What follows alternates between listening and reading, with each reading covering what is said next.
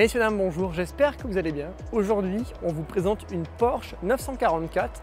Alors, on va commencer avec l'histoire. Tout commence dans les années 80.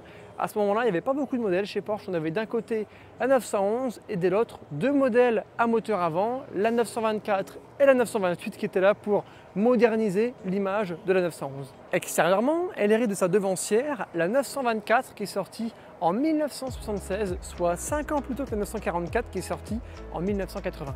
Contrairement à la 924, cette 944 a un style bien plus sportif et monte en puissance. La 924 avait un moteur de 125 chevaux seulement, tandis que celle-ci propose plusieurs motorisations allant de 163 chevaux à 290. Cette Porsche 944 a été produite de 1981 à 1985 en phase 1 et de 1985 à 1991 en phase 2.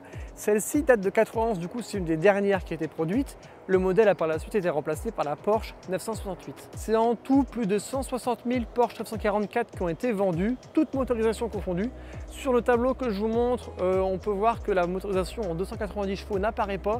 C'est normal, c'est parce que c'était à l'origine une Turbo S qui équipait un kit racing et ça faisait passer à la puissance de 250 chevaux à 290 et il y a eu seulement 37 exemplaires comme celui-ci. On parle de motorisation, celle-ci, il y a eu moins de 10 000 exemplaires en tout, c'est la 3 litres 4 cylindres en 211 chevaux. Je trouve que c'est largement suffisant pour le genre de véhicule que c'est. On va passer au tour extérieur du véhicule. Pour les plus observateurs et connaisseurs, vous aurez remarqué qu'elle n'est pas d'origine. Effectivement, elle dispose d'un kit carrosserie, ça se voit forcément au niveau de l'avant. Ici, on va avoir de nouvelles entrées d'air. Également au niveau des côtés que je vais montrer après. On n'a plus le souvenir du kit, donc si vous avez une idée, pensez à le dire en commentaire, mais ça ressemble un petit peu au kit Strosek qui est un peu connu sur les 944, mais c'est pas exactement celui-ci. Au niveau de la face avant, on sent que c'est quand même bien plus agressif et le kit y est pour quelque chose. On va avoir les optiques qui s'ouvrent et qui se ferment comme sur toutes les 944, ça il n'y a pas de différence. Ensuite on va avoir les clignotants sur les côtés, enfin, ça c'est assez basique. Au niveau des jantes, on va avoir des D90 qui sont des jantes d'origine pour des Porsche 944 qui tranchent un petit peu avec la config full black qu'on va avoir sur le véhicule. Au niveau du latéral, on va avoir quelques petites ouvertures ici, des entrées d'air comme des évents de requin. Alors ça, c'est uniquement disponible grâce au kit carrosserie qu'il y a sur le véhicule. D'origine, on ne l'a pas et ça lui donne vraiment un style très agressif, ça lui va super bien. Première chose qui frappe quand on regarde le véhicule au niveau de l'arrière, c'est qu'il est extrêmement large. Ça, c'est grâce au kit. On va aussi avoir ce petit essuie-glace sur le côté gauche. C'est assez bizarre d'avoir mis là, mais pourquoi pas. On aura ce becquet qui est assez discret, mais qu'on voit quand même assez bien quand on se met sur l'arrière, qui finit le véhicule parfaitement. On a deux optiques qui font vraiment style années 80 et ensuite en dessous, côté gauche, on aura une simple sortie. Avant de passer à l'intérieur, cette Porsche 944 a un élément en commun avec le Fiat Multipla. Je vous laisse deviner ce que c'est. Je vais vous montrer. Regardez ça. C'est le frein à main qui se situe à gauche. Ce n'est pas un élément qui est unique au Fiat Multipla, mais je trouve ça marrant de vous le comparer à ce véhicule. Maintenant, je vous invite de l'autre côté pour vous montrer l'intérieur.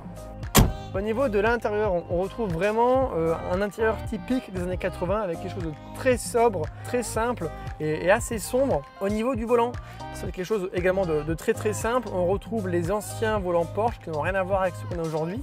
Derrière, on a le compteur qui est typique Porsche également. Alors on a un compteur qui va jusque 260, mais le véhicule est bridé dans les 220 km/h de mémoire. Ici au centre, on va avoir la climatisation qui fonctionne et qui est limite en automatique parce qu'on peut choisir la température que l'on souhaite. Alors c'est vraiment peu commun pour l'époque. Et le véhicule est équipé d'une boîte 5. Alors je vous invite de l'autre côté pour vous montrer les places arrière. Je vais vous ouvrir ça et je vous invite à voir. Alors ouais, faut pas être trop grand, c'est extrêmement serré, mais pourquoi pas, au moins ça permet de mettre plus des choses que des gens. Bon, je vous invite à l'arrière et je vous la démarre.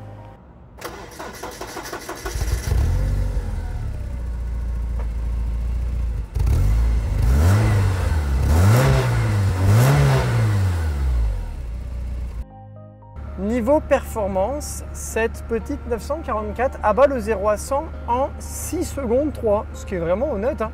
C'est vraiment pas mal. On va essayer ça, on va accélérer un petit peu. Bon, il y a du monde, on est toujours un peu dans le respect. Mais franchement, 6 secondes 3, c'est pas mal pour ce que c'est.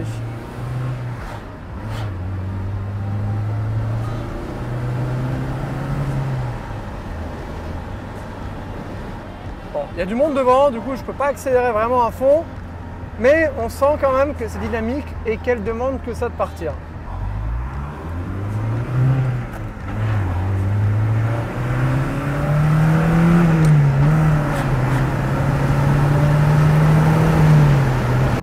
Même en accélérant bien et en titillant la jaune rouge, on sent que c'est dynamique, mais pour moi on n'est plus vraiment 6 secondes 3 d'origine.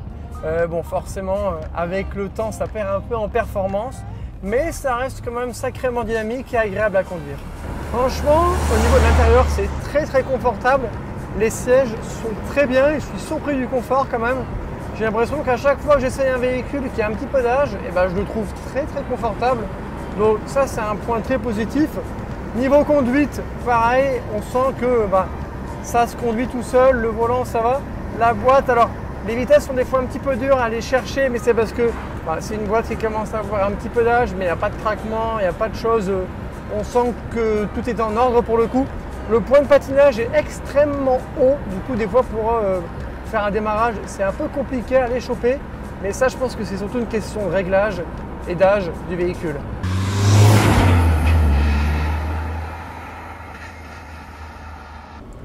Alors est-ce que c'est un véhicule qu'on pourrait conduire tous les jours en daily? Alors franchement je sais pas, j'avoue que j'ai un peu des doutes là-dessus, dans le sens où ça va tout seul à conduire, mais je pense que faire de la ville avec un véhicule comme ça ne doit pas être ce qu'il y a de plus agréable. Là on fait beaucoup de routes de campagne, de lignes droites, de petits virages sympas, ça va.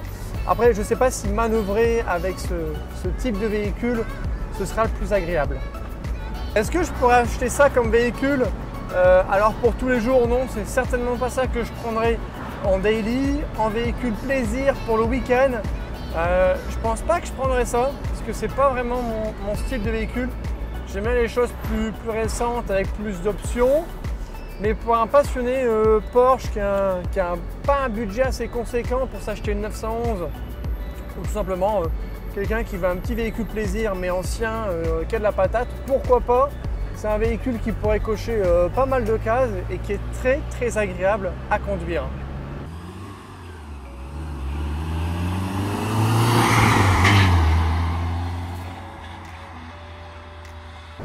Pour ceux que ça intéresse, le propriétaire actuellement vend ce véhicule. Donc je vous mettrai le lien de l'annonce en description. La cote de ce véhicule est environ dans les 20 000 euros. Une cabriolet coûte plus cher. Il faut compter quelques milliers en plus. Celle-ci est actuellement en vente à 19 500 euros. Donc pour ceux que ça intéresse, je vous invite directement à aller voir l'annonce et contacter le propriétaire. Tout est en description. On arrive à la fin de la vidéo. J'espère qu'elle t'a plu.